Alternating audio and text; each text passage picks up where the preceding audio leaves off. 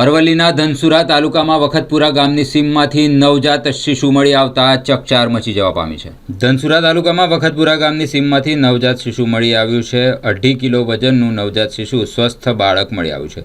રાહુલસિંહ મકવાના યુવાન ત્યાં રમત રમતા હતા। રોતા બાળકનો અવાજ આવતા તેમને 8 જેટલા યુવાનોએ ભેગા મળીને બાળકનો જીવ બચાવ્યો છે। બાળકને ધનસુરા સામૂહિક આરોગ્ય કેન્દ્ર ખાતે ખસેડવામાં આવ્યું છે।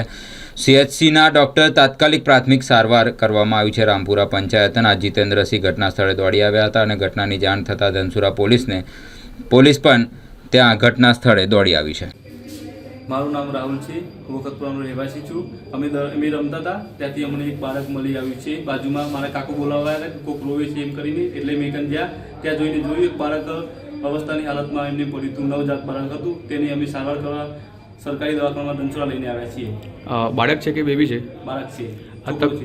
તમે કઈ જગ્યાએથી આ બાળક મળ્યું, કયા ગામમાંથી મળી આવ્યું છે? વખતપુરાથી। કેવી હાલતમાં હતું બાળક? બાળક એકદમ ખુલ્લું જ હતું, કોઈ વસ્ત્ર નહોતું।